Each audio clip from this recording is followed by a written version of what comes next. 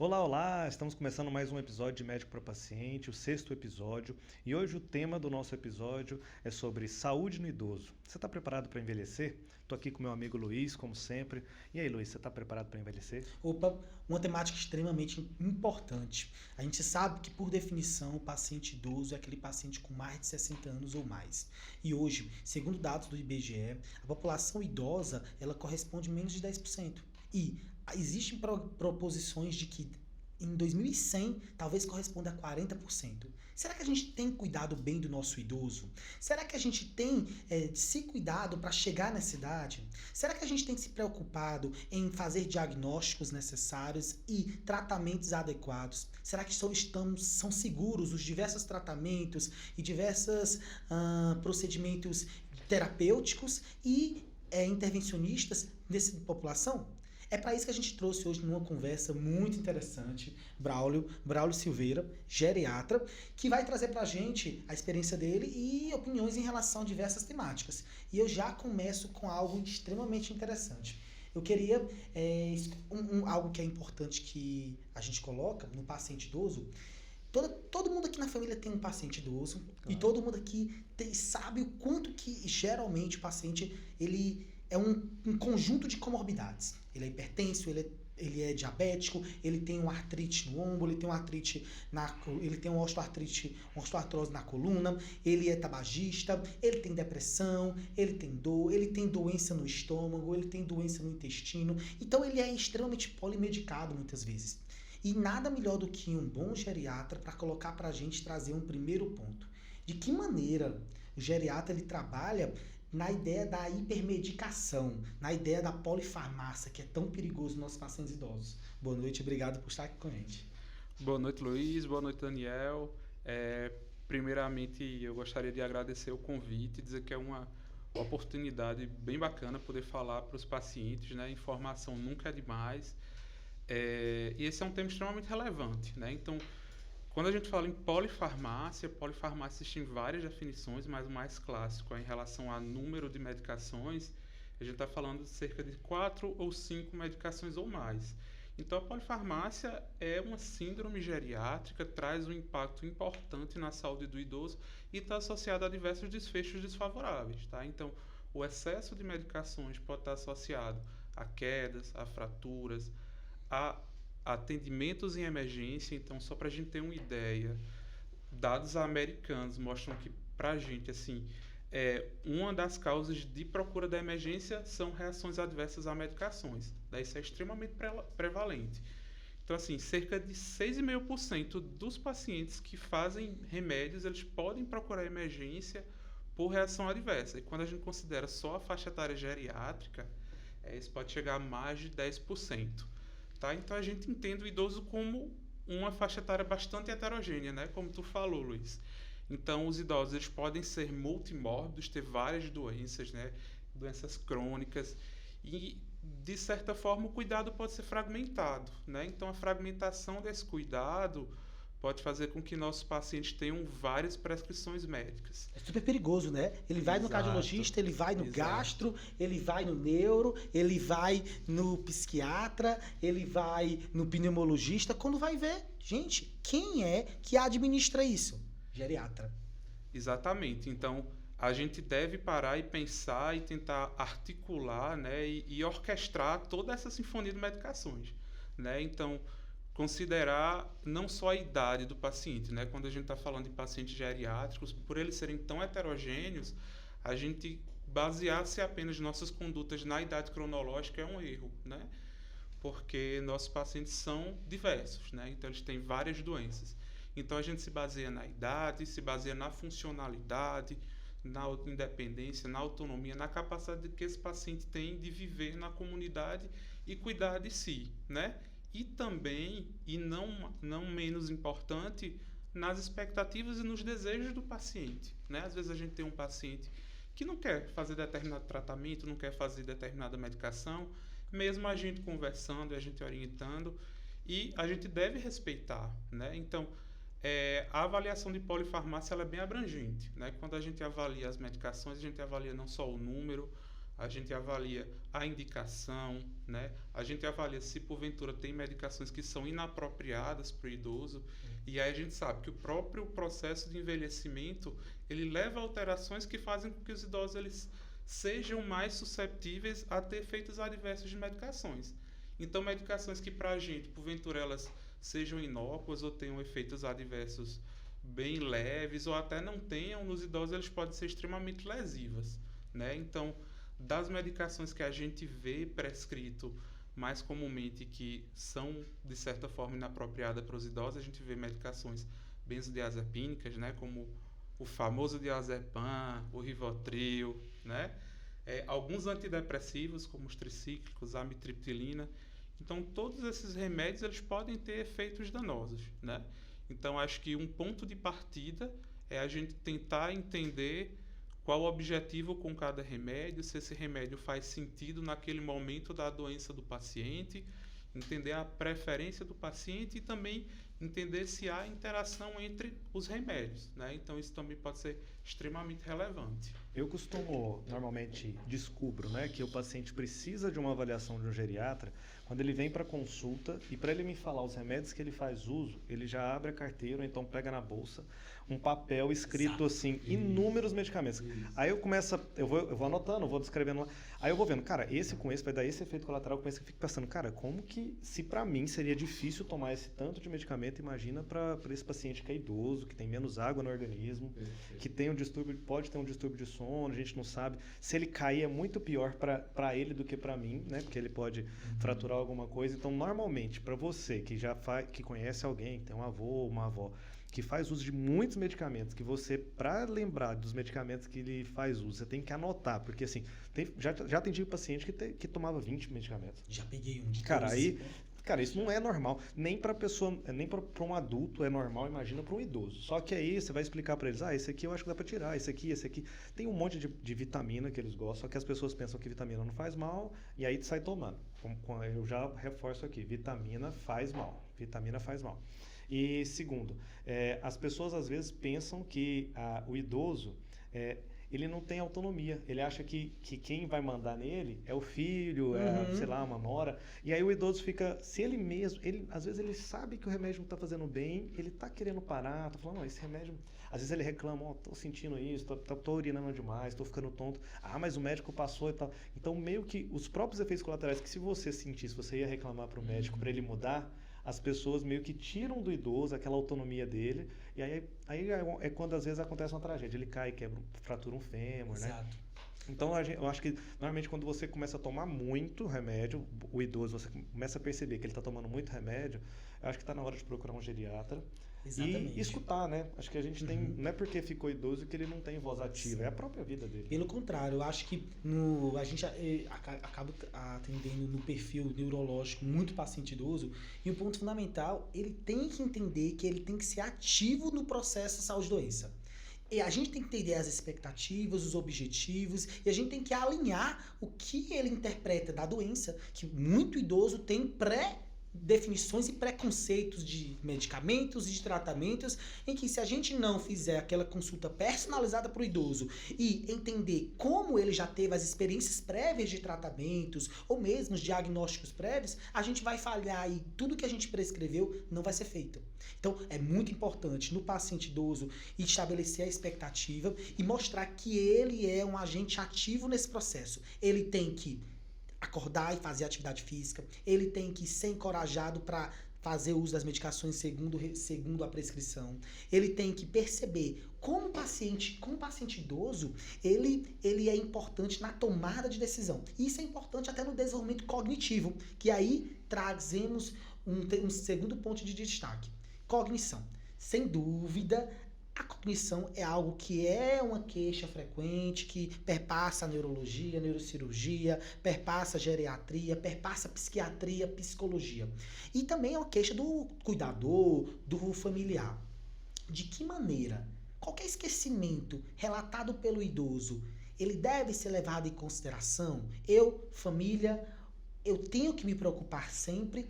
Eu, idoso, devo me preocupar sempre? Fala pra gente, Braulio, de que maneira, nesse contexto de perda cognitiva, de esquecimento, eu devo me preocupar no nosso paciente idoso?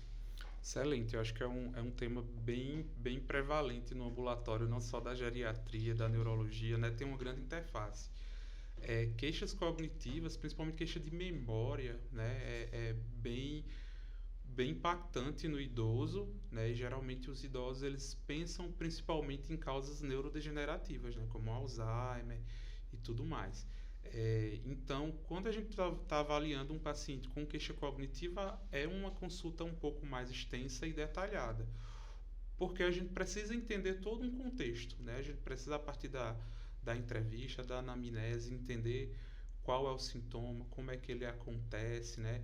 Se realmente é uma queixa de memória, porque muitos pacientes eles dizem que estão com esquecimento, mas quando a gente vai avaliar, na verdade, é um comprometimento de um outro sistema. Por exemplo, ele tem um déficit de atenção, né? Tem uma dificuldade de linguagem e outras funções cognitivas, né? Então, isso é muito importante a gente entender. E uma das coisas que a gente leva em conta também para valorizar ainda mais uma queixa de memória é se essa queixa está levando a algum declínio funcional do paciente. E o que é isso? Quer dizer que o paciente ele deixou de fazer alguma coisa que fazia habitualmente devido ao seu declínio. Então, é algo importante a ponto de fazer com que ele não consiga gerenciar a sua vida financeira, não consegue fazer compras, está tendo problema no trabalho, está precisando anotar mais coisas, né? Então, por meio dessa avaliação, tem sintomas que nos chamam mais atenção, né? E o comprometimento da funcionalidade é extremamente marcante, né? Então, a partir dessa avaliação, esses pacientes, quando têm esse comprometimento, que a gente precisa fazer uma avaliação mais pormenorizada, tá? Então, chamando ainda a atenção e voltando um pouquinho para aquele ponto. O próprio uso de medicações pode trazer um efeito negativo sobre nossa memória, né? Então, se a gente usa medicações que alteram o nosso sono, que nos deixam sonolentos, podem alterar nossa concentração, né? Se a gente usa benzodiazepínicos, podem alterar nossa memória, né? Então, uma série de fatores está relacionado à queixa de memória. Então, um outro fator que é bem importante para a gente deve sempre avaliar uma queixa de memória. É importante que passe por uma avaliação médica, pelo geriatra, pelo clínico, pelo neurologista, pelo psiquiatra. O que é interessante para a gente comentar para nossos ouvintes é que perda de memória, principalmente essas características que eu relatei, não é normal de um envelhecimento. Tá? Então, o envelhecimento cognitivo normal não cursa com perda de memória a ponto de fazer com que o paciente perca sua independência. Tá? Então, a partir do momento que você percebe que está tendo dificuldades para realizar a sua vida de forma autônoma, esse é o ponto no qual a gente precisa se preocupar e precisa começar a avaliar de maneira mais atenta. E tem algum medicamento que você tem mais dificuldade de tirar? Por exemplo, o paciente chega com aquela polifarmácia, um monte de efeito colateral, né?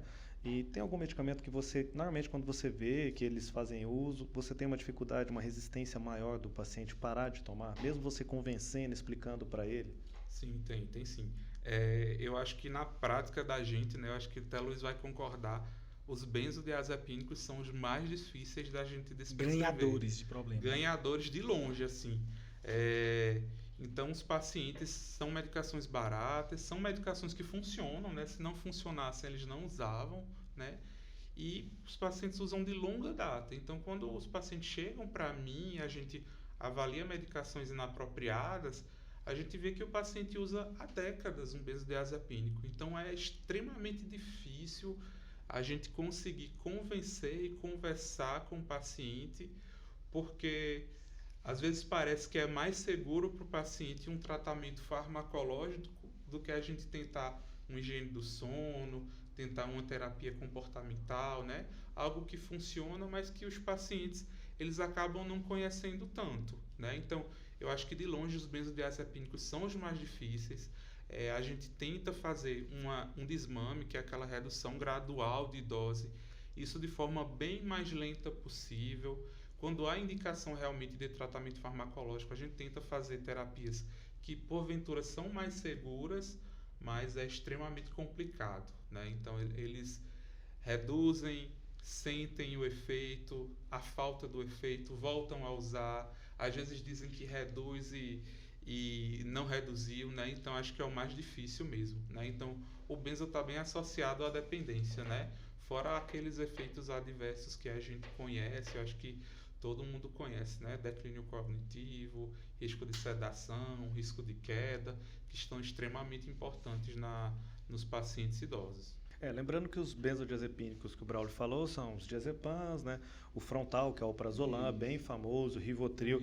Sabe o que eu sinto, às vezes, por essa epidemia de prescrição de benzodiazepínico, que muitas vezes nossos colegas passam, é que é mais fácil você prescrever esse medicamento do que você conversar com o paciente e entender. Sabe, eu sei porque eu já trabalhei lá na atenção básica, existe um dia da gente ficar renovando aquelas prescrições. E você renova os benzodiazepínicos, a maioria dos remédios, sem saber se o paciente está bem, se está acontecendo alguma coisa. Então fica uma coisa muito mecânica. Né? E aí acaba que depois, assim, no futuro, aí acontece isso. 10 anos usando um benzodiazepínico, sendo que aquele momento de ansiedade, quando começou o uso dele, porque tem as indicações, né? Aquele transtorno de ansiedade, aconteceu alguma coisa muito grave. E o tempo de utilização, né? Não é ad eterno. Ele não está mais fazendo função nenhuma para a ansiedade, ele só está sedando o paciente, né? Exatamente. Isso é um ponto importante, porque puxando aí então a polifarmácia, puxando o paciente idoso e o risco de queda é um ponto também muito comum e que merece a nossa atenção. A gente sabe que existem fatores intrínsecos e extrínsecos associados à queda em idosos. Então tem fatores como, por exemplo, é um paciente que tem baixa acuidade visual, é um paciente que tem doença oftalmológica, paciente demenciado, paciente que tem sequela de AVC, paciente que tem sequela de outra doença neurológica, doença reumatológica, dor crônica, além de fatores externos. Mora com o neto, brinquedo pela casa, é um fator de risco. É o paciente, cachorro. gato, cachorro, animais pela casa, escadas, calçados. Então, é uma série de fatores que fazem com que a gente tenha que se preocupar, porque a queda está intimamente relacionada à síndrome do imobilismo. E eu queria que tu trouxesse esse tema pra gente. O quanto que essa síndrome do imobilismo, que é nessa ideia do paciente que vai estar acamado, teve fratura de colo de fêmur, o paciente fraturou a coluna vertebral, está imobilizado, e isso gera um processo de perda muscular, piora cognitiva. De que maneira pode ser tratado ou mesmo prevenido essa síndrome do imobilismo? Perfeito, Luiz. Eu acho que assim, o melhor tratamento quando se fala de queda é a prevenção, né? Então, e queda é um assunto extremamente relevante para a gente, e imagina que nossos pacientes, alguns pacientes, eles acreditam que cair pode ser normal do envelhecimento, né? Então, alguns pacientes eles nem relatam que caíram, ou por achar que realmente é normal, ou por achar que eu não tive nenhuma lesão maior, não tive uma fratura, não tive um trauma craniano, né? Então, beleza, tá tudo bem, né? A gente deve buscar ativamente, né? Então, a gente, dentro da nossa avaliação geriátrica, a gente busca e pergunta ao paciente. Isso pode começar desde a sala de espera, quando a gente chama o nosso paciente. Quando ele se levanta, a gente pode avaliar a marcha, pode avaliar como ele faz a transferência, como ele levanta da cadeira, né? E aí a gente já pode ter uma ideia se esse paciente tem uma marcha instável, e um paciente com uma marcha instável é um paciente que tem um potencial maior de cair, né? Então, a queda no paciente idoso pode ter vários custos, tanto a nível individual quanto a nível coletivo mesmo, né? Então, os custos associados às complicações diretas e indiretas da queda são enormes, né? Então, é bem mais importante a gente prevenir e evitar uma situação mais grave, como a síndrome de imobilidade, do que a gente tratar uma queda, né? Então, como é que a gente faz essa abordagem? Primeiro, a gente tenta exatamente avaliar os fatores de risco do paciente. Existem fatores de risco que são modificáveis. Então, você abordar em paralelo múltiplos fatores de risco, por exemplo, uma baixa acuidade visual por catarata, um paciente que tem um déficit de força secundário a uma sarcopenia, um paciente que tem uma doença crônica que não está controlada. Tudo isso, controlar a polifarmácia, revisar as medicações que esse paciente faz uso. Tudo isso nos ajuda a reduzir o risco desse paciente cair e, consequentemente, reduzir a chance desse paciente ter uma queda, né? Então, esse é um ponto bem importante. Outra coisa importante que até é bastante prevalente nos idosos que caem, ou até que não caem, mas que começam a perceber aquela dificuldade de marcha, é o medo de cair, né? E esse medo de cair pode fazer com que o paciente fique imóvel, fique mais restrito ao leito e ele desencadear uma série de consequências danosas, né? Então, ele fica mais imóvel, ele perde mais músculo, ele perde densidade óssea e, consequentemente, aumenta a sua chance de cair, né? Então, quando a gente fala de queda, a prevenção é o primeiro e é o mais importante das condutas que a gente deve tomar. Uma vez que se estabeleça um quadro de síndrome de imobilidade, que na verdade é uma via final de múltiplas doenças, pode ser de um quadro demencial avançado, de uma sequela de AVC, o dano já está muito estabelecido. Então, a gente reverter uma síndrome de imobilidade é extremamente difícil, né? Então, o ponto é a gente atuar naquela janela de oportunidade e reverter os fatores de risco antes que a consequência esteja estabelecida. Esse assunto é tão importante que o próprio Ministério da Saúde coloca no seu portal lá. Recentemente, eu tive acesso, isso foi bem fácil, que 40% da população brasileira acima dos 80 anos vai cair, né? Isso é um número astrondoso, sabe? É muito alto. E esse número consegue aumentar se esse idoso, que tem mais de 80 anos, é um super idoso, acima de 80 anos? Isso, a gente considera idosos muito idosos. É um muito idoso, né? Acima de 80 anos. Se ele está dentro de um asilo, se ele vive em um asilo, esse número aumenta para 50%. Exato. Isso é por quê? Porque o asilo, será que tem muitos idosos? Por que será que tem esse aumento em idosos que moram em asilos? Por que eles caem mais? Na verdade, os idosos que vivem em instituições de longa permanência, que a gente anteriormente chamava de asilos, eles são, de certa forma, mais graves. Tem mais dependência, né? Eles dependem do cuidado de outras pessoas. E um dos fatores de risco que estão implicados em queda é a capacidade funcional. Então, aquele paciente que tem uma baixa capacidade funcional, então ele já é mais dependente, tem uma deambulação, anda com mais dificuldade, precisa de auxílio de dispositivos de marcha, bengala, andador, ele tem um risco maior. Então, nessas instituições, a gente está com uma população de risco muito alto, né? Então, basicamente, esse cenário de queda é mais frequente nessas instituições porque a gente está avaliando uma população que, via de regra, é uma população que está exposta, que tem um maior risco, tem mais fatores de risco para cair. Eu toquei nesse assunto, Luiz, porque muitas vezes a gente lê a gente já teve até um episódio aqui de fake news na saúde e tal. Isso é uma chamada que dependendo do jornalista, ele pode fazer e tentando meio que denegrir as casas de repouso e tal, né? E não é verdade. É claro que a gente teve, agora recentemente fecharam 2 casas de repouso no Rio de Janeiro, teve idosas sendo resgatadas. Existem casas e casas de repouso, né? A gente também não vai alongar muito sobre esse tema, mas aqui muitas vezes as pessoas podem ler uma reportagem dessa e já associar que casa de repouso não é legal, sendo que existem muitas casas de repouso boas. Sim. E a tendência, assim, o Brasil está mudando, né? Existe um livro que fala um pouquinho sobre essa questão do envelhecimento, que chama Mortais, provavelmente você deve ter lido e tal, o pessoal da geriatria adora esse livro. Eu cheguei a ler e foi uma experiência muito boa, Luiz, é uma indicação de leitura para quem convive com idosos, tem avós e tal. Ele é um médico indiano que escreveu e ele conta a experiência dele com o envelhecimento da família dele indiana lá. Ele conta como que é o envelhecer na Índia, conta a história do pai, do avô, como que é aquela hierarquia. E depois ele conta como que é a mãe da esposa dele, a sogra dele, como que ela envelheceu nos Estados Unidos. E a diferença cultural e como foi difícil para ela, para a esposa dele ver a mãe envelhecer lá nos Estados Unidos, a questão de independência e tudo mais, e como que é visto lá na Índia, né?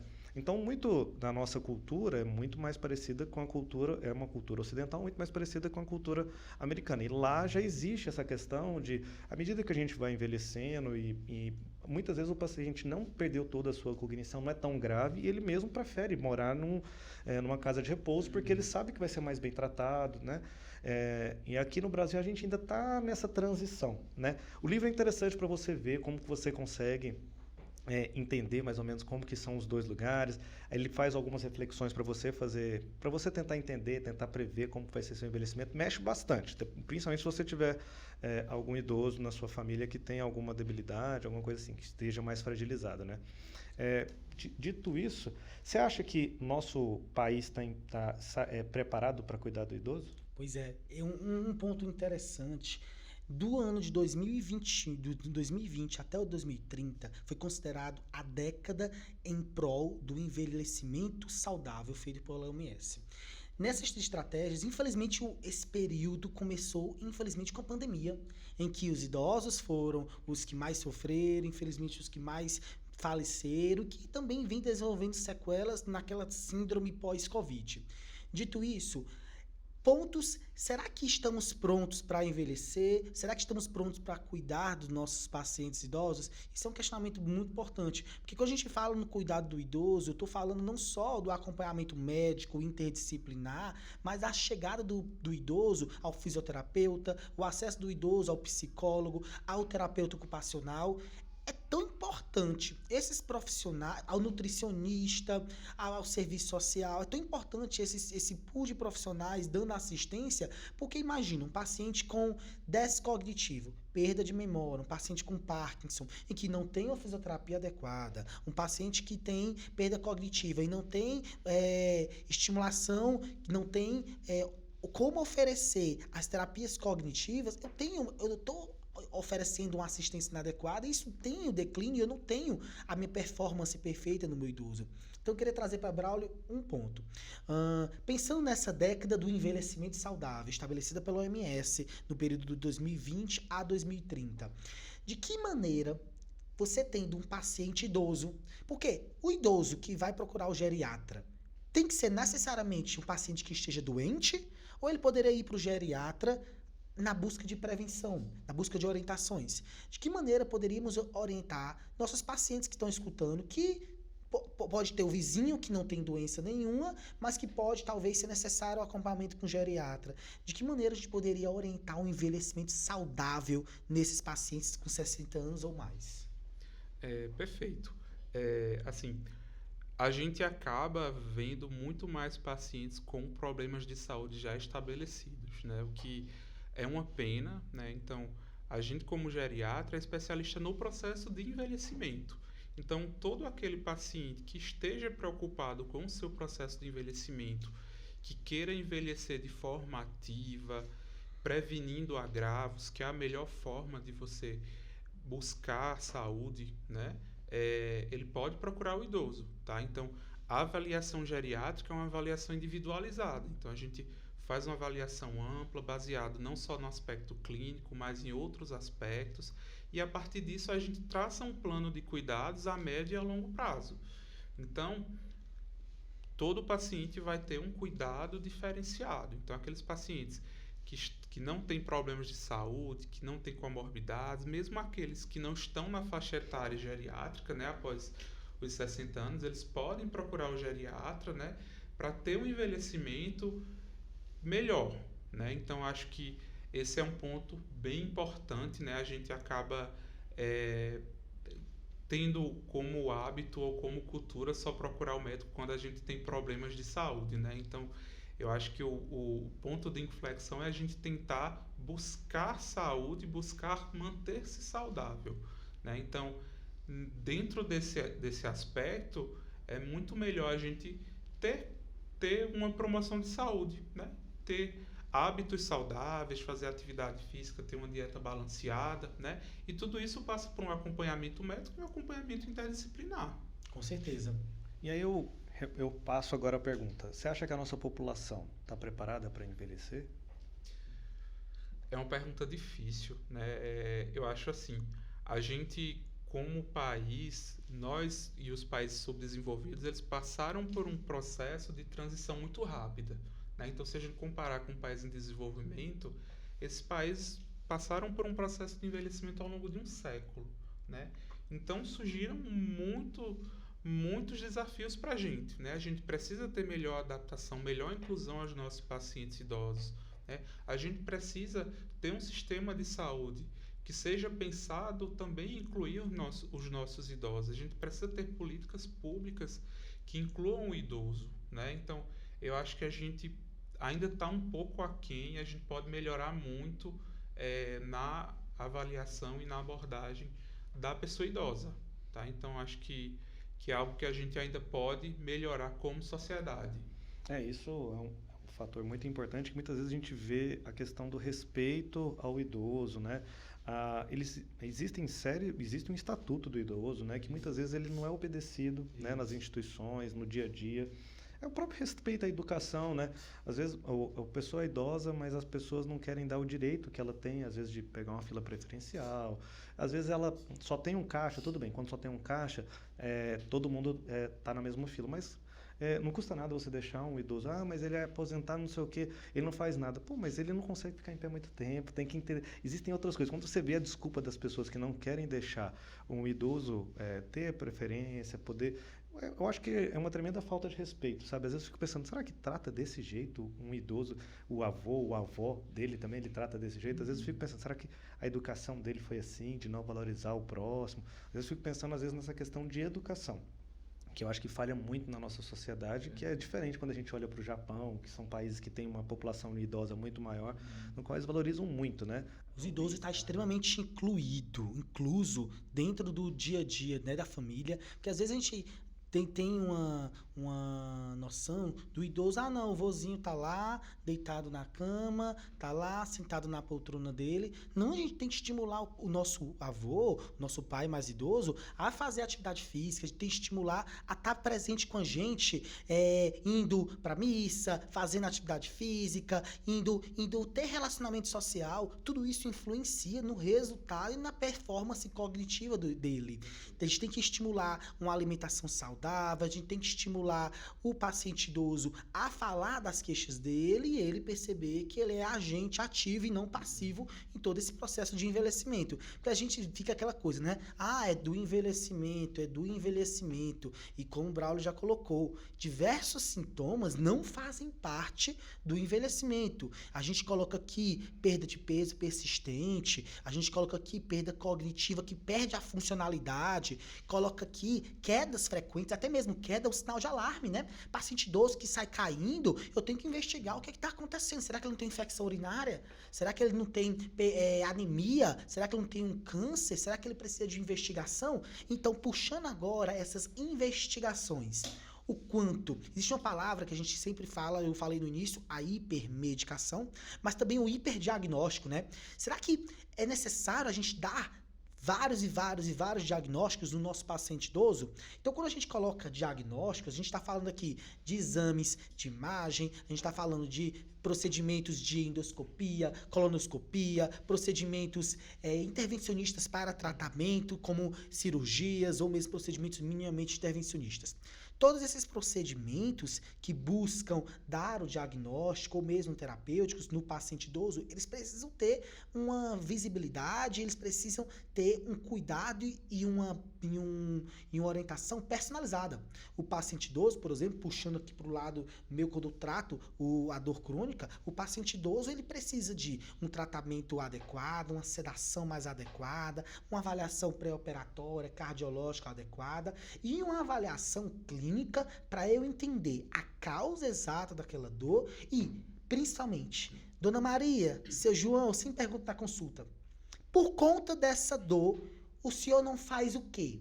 Esse vai ser o meu alvo de oferecer. Eu quero oferecer funcionalidade. Com os procedimentos minimamente intervencionistas, o objetivo é fazer com que ele alcance aquele objetivo. Eu quero pegar meu netinho, eu quero voltar a caminhar. Então, nessa visão de hipertratamento, a gente tem que estabelecer expectativas e acolher o idoso na sua complexidade, na sua individualidade. E quando a gente está falando, por exemplo, de procedimentos de diagnóstico, tem algum cuidado, Daniel, eu ia falar Martins, eu gosto de chamar as pessoas pelo sobrenome, acho legal, Martins.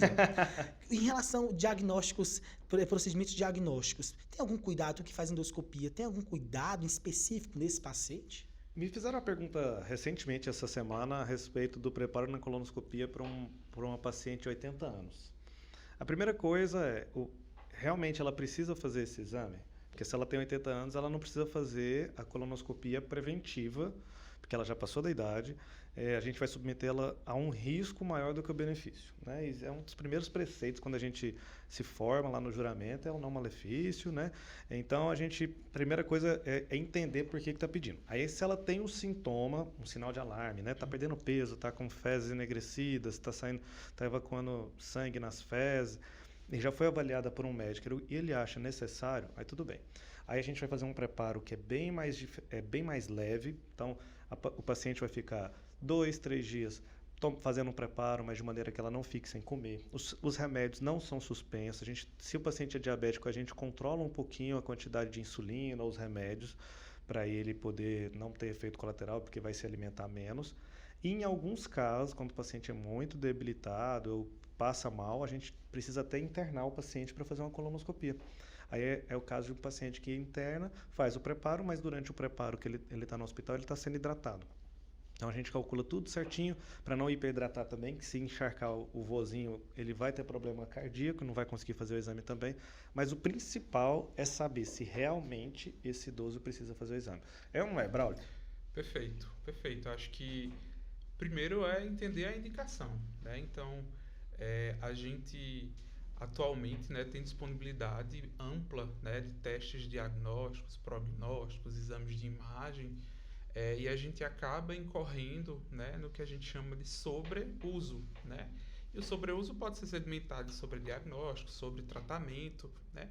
Então, os idosos, apesar de serem bastante heterogêneos, né, eles são uma população que estão realizando cada vez mais procedimentos, né? Então, eles estão envelhecendo mais e estão ficando mais longevos e cada vez mais estão fazendo procedimento. Então, o que a gente precisa entender é exatamente, tá perfeito isso que tu falou, a indicação realmente, né? E aí, uma série de fatores são importantes para a gente, né? Então, qual é o nosso pensamento? A gente deve prover um ambiente seguro e a gente deve tentar minimizar as consequências associadas àqueles procedimentos, né? Então, a gente vai fazer toda uma avaliação clínica de vários aspectos, avaliar a funcionalidade, pensar em fragilidade. Então, existem idosos que são extremamente vulneráveis a ter efeitos adversos, né? Então, terem complicações associadas a procedimentos, inclusive aqueles procedimentos que são minimamente invasivos, né? Então, mesmo esses pacientes, eles podem ter complicações. Então, entender quais são esses pacientes, entender se essa é uma indicação, conversar, chamar o paciente para participar ativamente sobre isso, né? Então, a gente fala muito em decisão compartilhada, né? Então, compartilhar e informar o paciente, né, para ele também participar ativamente desse processo, isso é extremamente importante, né? Então, a gente precisa eventualmente internar os pacientes, como você falou, né, quando realmente há uma indicação, e é sempre aquela coisa, pesar o risco em detrimento do benefício. Né? Será que vale a pena mesmo? Por exemplo, isso é bem diferente. A gente teve um caso recente aí, o Pelé foi diagnosticado com um câncer mais invasivo, o Pelé já tem mais de 80 anos, e ele foi submetido à cirurgia, à colonoscopia, mas o Pelé, antes de ser diagnosticado, super ativo, viajando para cima e para baixo, entregando prêmio de bola de ouro, dando entrevista, foi lá para a última Copa do Mundo.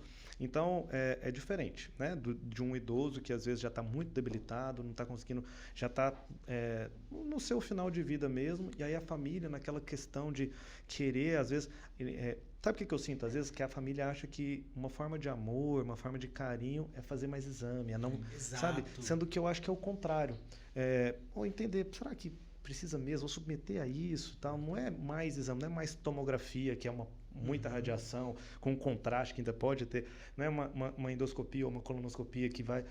eu acho que existem outras formas de carinho. Às vezes a gente quer fazer mais exame, porque, não, eu amo tanto que eu investiguei até o fim. Não é necessariamente assim, né? E às vezes a gente está diante de famílias que muitas vezes nem se preocuparam tanto durante aquele momento de envelhecimento. E agora, com o declínio do quadro clínico final do paciente, ele busca o médico, ele busca o especialista na tentativa de sanar a falta de assistência que era dada anteriormente. Isso quando a gente pega doenças neurológicas, por exemplo, meu avô teve um AVC. idoso, 92 anos, um AVC isquêmico. Eu preciso fazer toda a investigação, fazer investigação com ressonância e angiorressonância de vasos intracranianos e cervicais. Se aparecer uma obstrução de um vaso do pescoço, uma carótida, eu vou operar um dente desse? Não vou.